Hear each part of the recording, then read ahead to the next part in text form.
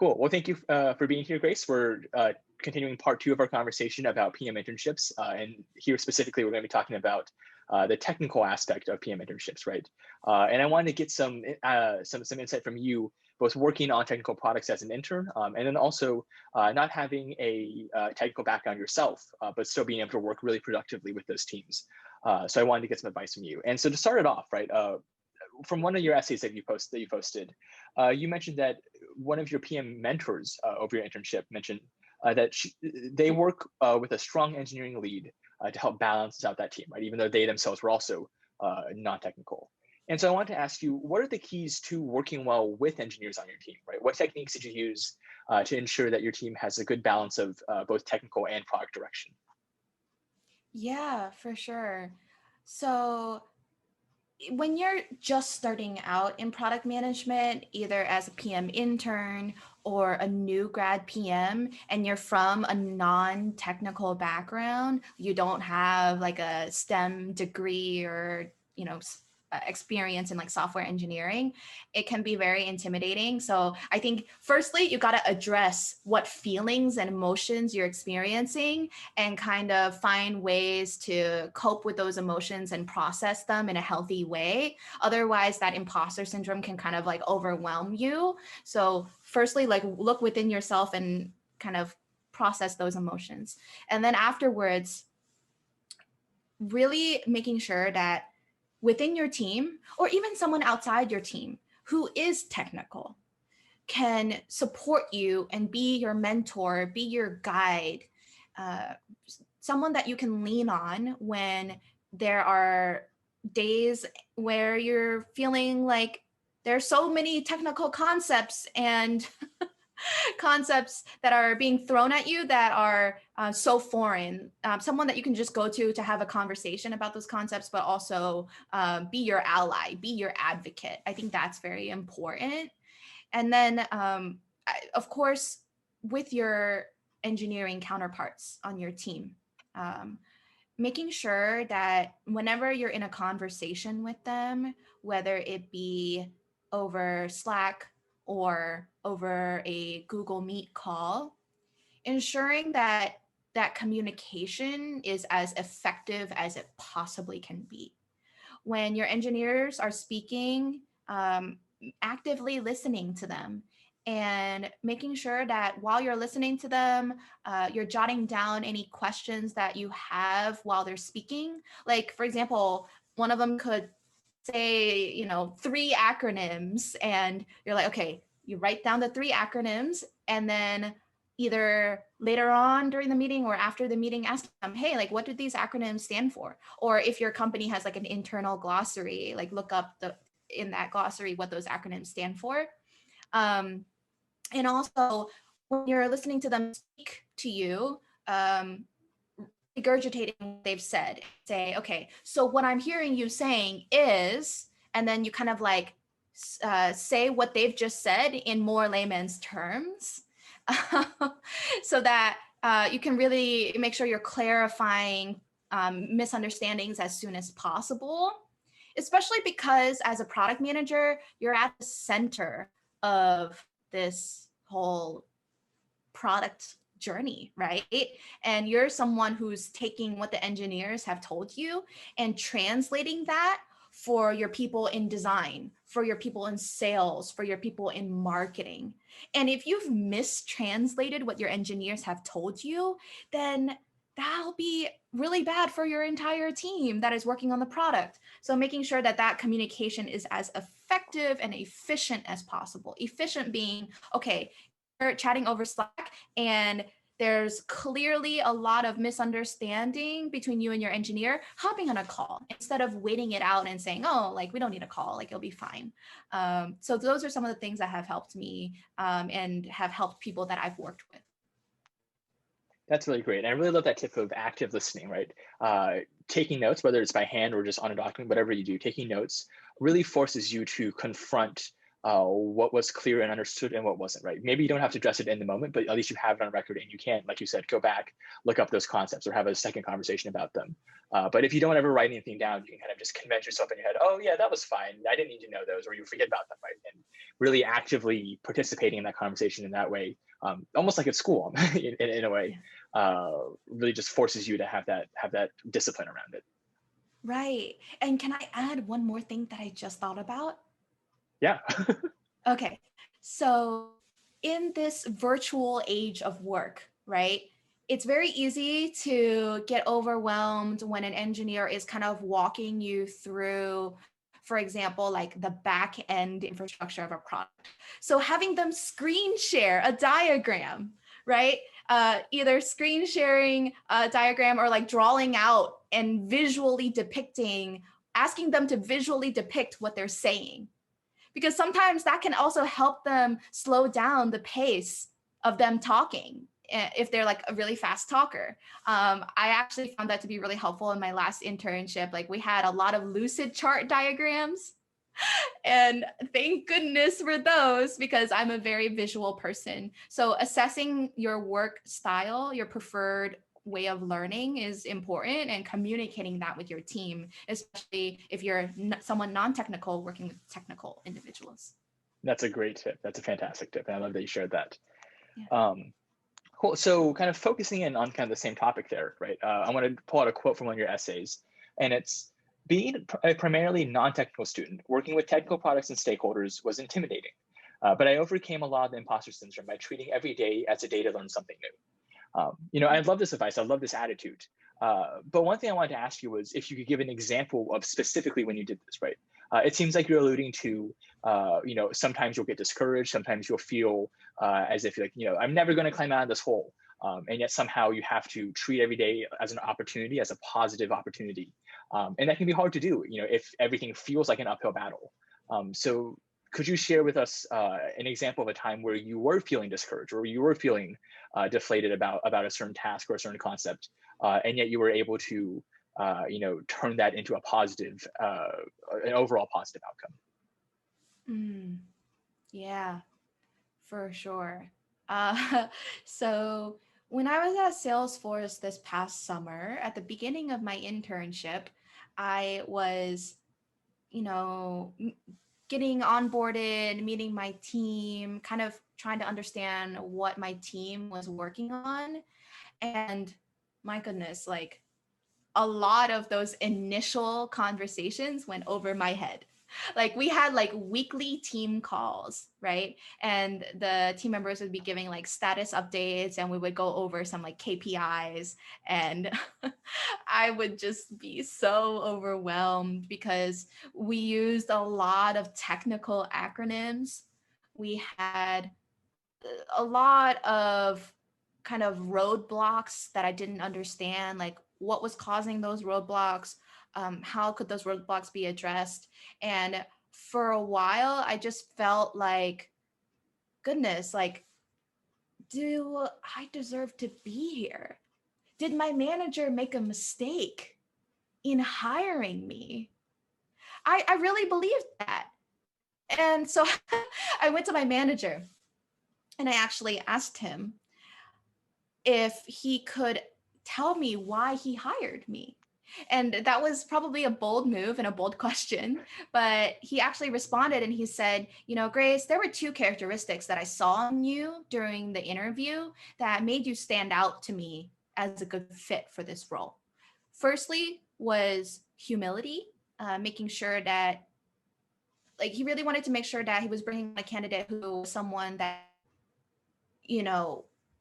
acknowledged their strengths and their weaknesses, and was someone who was able to be, very growth mindset oriented about that. And that was very important. And the other thing was curiosity. Curiosity was a big thing because he wanted someone, once again, to come in with a growth mindset, and treat every day as a new opportunity to learn. And through behavioral interview questions, where I explained to him previous situations that I had been in where I was also feeling imposter syndrome and overwhelmed, like at GE Lighting, and like how I overcame that. Like he saw that I was someone who was very naturally curious, willing to hit the ground running to learn more and to upskill more. And that was really important. And so I think one of the biggest things was the fact that my manager was such a big cheerleader for me, that he was the one who was always willing to support me and lift me up in those times where I felt like I was falling down a pit of like, oh my gosh, I'm not fit to be here. And really another thing was being surrounded by other interns who were also so hungry to learn. Even though like my internship with Salesforce was virtual, we had like intern events and coffee chats and game nights, and a Slack channel that the interns all communicated in. Interns who were also like so hungry to learn, so driven, really inspired me to be the same way. And also it's just a matter of like, people who at this company were working towards something that was greater than themselves, that made me really hungry to learn. Because Salesforce, yes, we're a software technology company, and yes, customer relationship management software doesn't necessarily make some people the most excited when they hear it.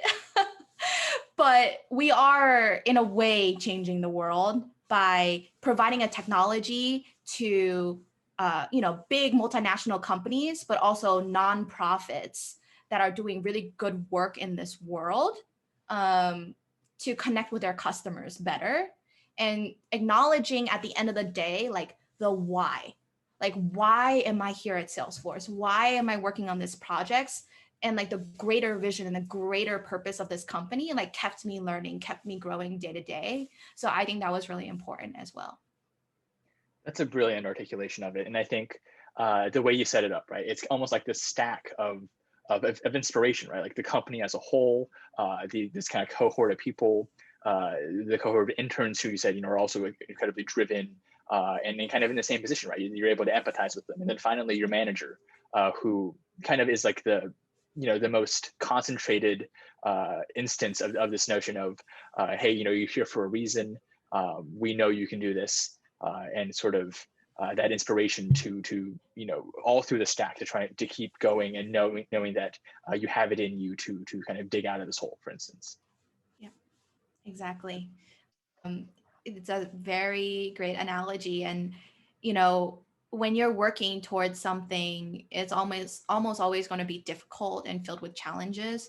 But if you're surrounding yourself with people who have the same ambitions as you, then it just makes it so much easier to get through those difficult days.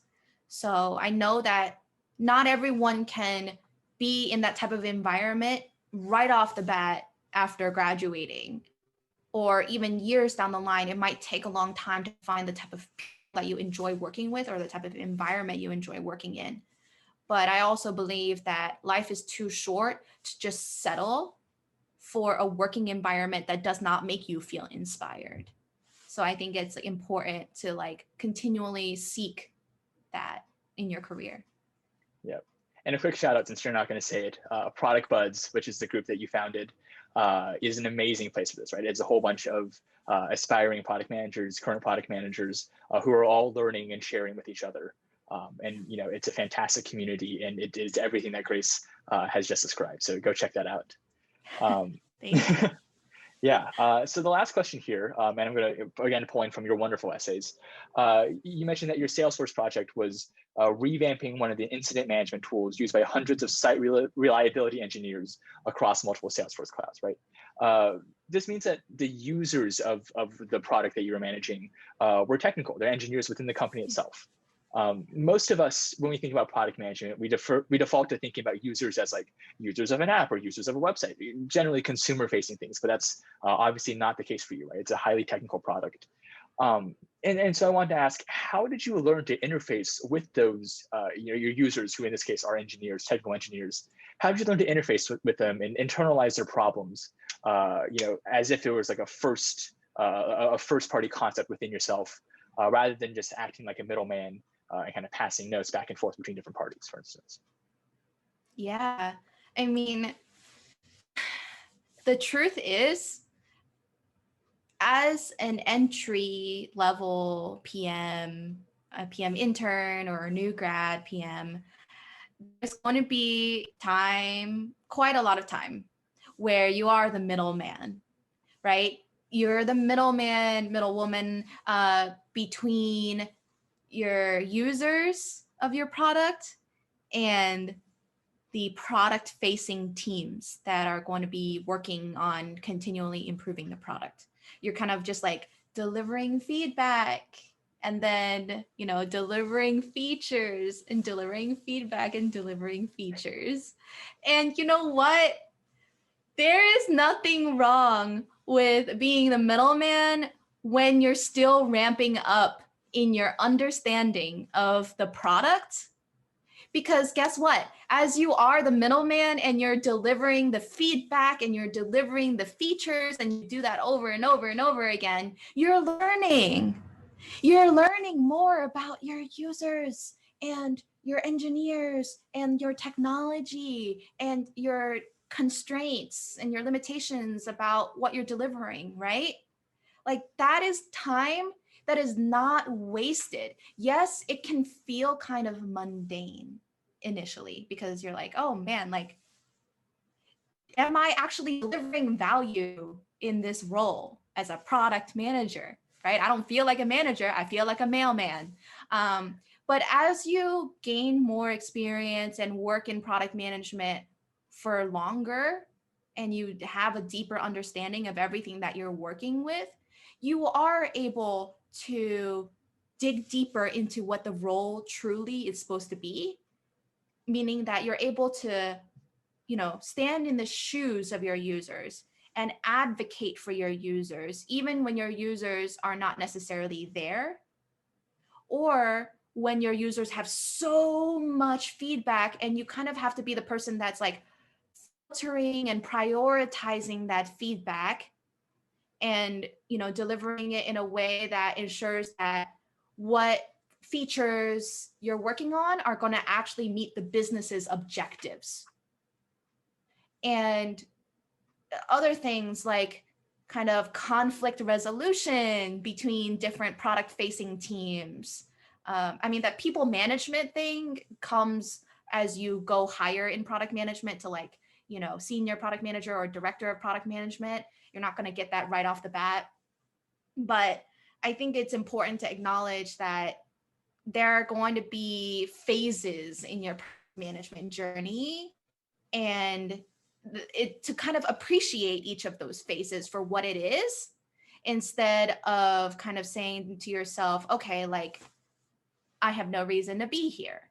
Because you do. It just like you have it, there's so much potential that's like untapped yet because you're just not ready at that exact moment to be, for example, like as a PM intern, like presenting the entire roadmap for the rest of the year. Like you're not ready for that. And that's okay.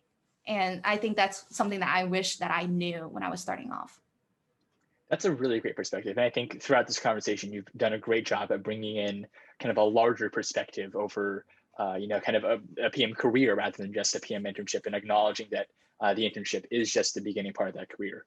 And I also really love one thing you mentioned at the beginning of that answer, right, where you said, working as the middle person, kind of passing feedback back and the features forward, taking it as an opportunity to learn. I think that's a great way to frame it, right? One thing I love to say is that being able to apply what you're learning, immediately apply what you're learning, is the most effective way to learn, right? That's why you see a lot of kind of tech explainers. They have you doing projects like, there's tutorials to build a Facebook clone, a Twitter clone, these sorts of things. But being able to put the things you're learning into an immediate context is far more valuable than is sitting there and amassing all this theoretical knowledge that you don't really know what is relevant, what isn't, what is important, what isn't. And having that framework of, well, here are the things I am saying, the words that I'm saying, let me go figure out what they mean, right? It gives you like a direction and a path forward to really starting to bootstrap that knowledge you need to become, a leveled up product manager. So that's great. Yeah. And, there's nothing wrong with being ambitious in your product management journey and telling your manager like, hey, I want to take on more. I want to have more responsibility. but at the same time, like, it's important to acknowledge, when are you ready for more responsibility and accountability? And it's okay if your manager says, oh, I don't think you're necessarily ready for that yet. And, you know, continually working to prove to management, okay, I'm ready for that next phase in my product management journey, where I'm not just, you know, the middleman delivering feedback and delivering features, but I'm also ready to start like leading, you know, sprint meetings and really prioritizing what we're doing and ensuring that we're meeting our greater business goals. So yeah, I'm excited, because I know that I'm just going to go through exactly everything that I just said again when I start my new grad PM job in July. Um, so I'm going to have to even go back and rewatch this and absorb what I've just said. Awesome. Well, thank you so much for this. I think this has been really useful perspective and inspiration and advice for a lot of PMs, you know, not just those with non-technical backgrounds. I think this applies to everyone. You know, I empathize with a lot of the problems and situations that you mentioned. It's been really inspiring. And thank you so much for sharing. Yeah, of course. This was a fantastic conversation. And for anyone that's watching till the end, you know, I really appreciate your time. And I'm more than happy to chat with anyone listening one-on-one, you know, find time in my schedule for that as well. Awesome. Well, thank you so much, Grace. Yeah.